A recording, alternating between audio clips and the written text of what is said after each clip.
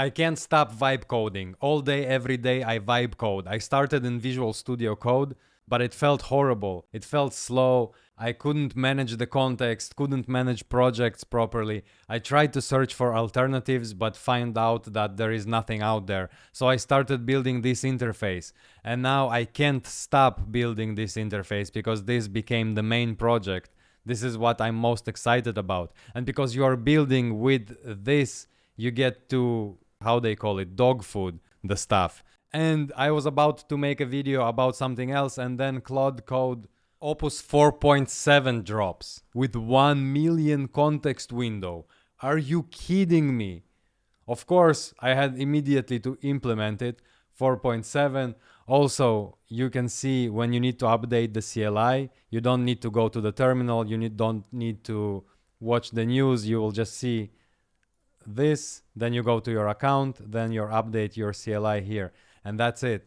And Visual Studio Code was frustrating because, first of all, the permission stuff. Can I get it? Like, why does it says here, edit automatically, but it doesn't edit automatically? Get out of here, Visual Studio Code.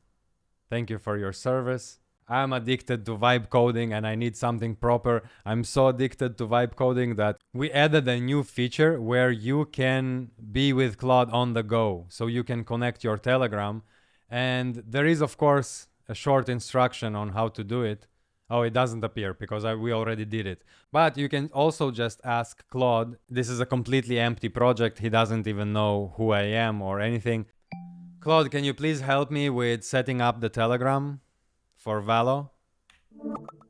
Then you just send the message. Even if you don't know how to do it, he should read the user guide and present to you step by step with pictures, with everything. Oh, let's go. It's working. This is the first time I'm testing it.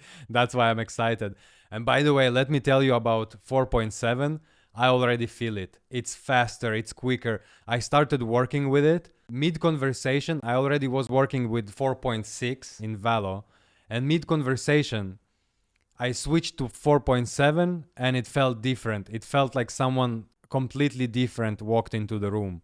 He was like, oh, that's a classic bug. You know, when Claude actually knows what he's doing, he's like, oh, it's a classic bug.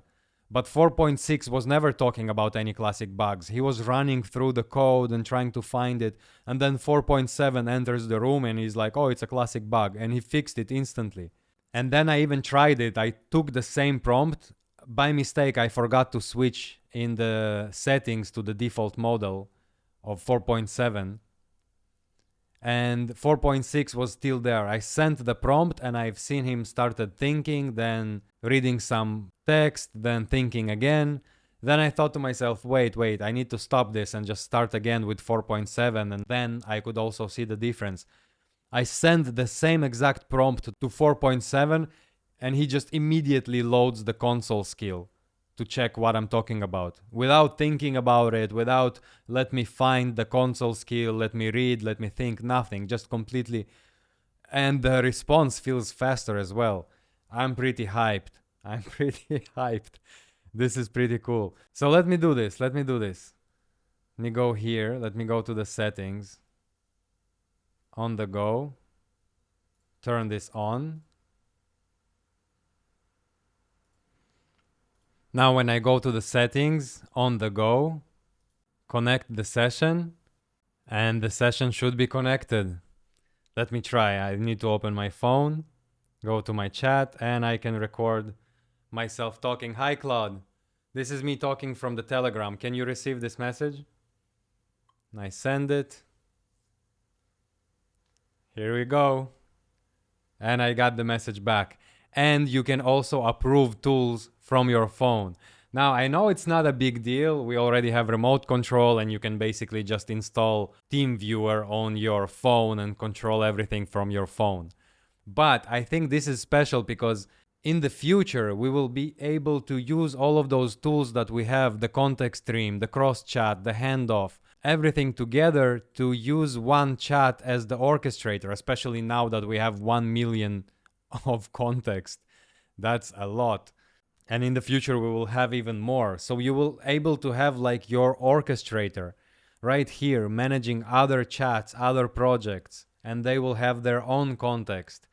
Man, this is pretty cool. So basically, you can discuss your ideas in the main chat and then use the handoff skill to almost like a filter for your ideas, because the handoff skill creates a crafted prompt by Claude for Claude. So yeah, after another half an hour of working with Opus 4.7, I can definitely tell it feels like a different beast.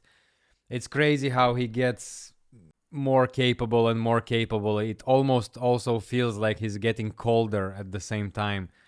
You can almost feel it. You remember Haiku? Haiku was all sweet and making poems, and then Sonnet, more capable but still very chatting and talking. 4.5, I think it felt like the sweet spot between actually executing and also talking about stuff. But then 4.7 is like sometimes he's not even replying. He's just reading the code after the prompt. It's like I just had it. I sent him a prompt. He just started reading files, and then he's like, I found the bug. That's it. No talking, no thinking, nothing. Like this is pretty crazy, man. I'm excited for the future. So yeah, with that said, subscribe if you want to see more. Valo is going to be released pretty soon as well. You can join the wish list on the website on GetValo, getvalo.dev. And with 4.7, I guess the release is coming even quicker.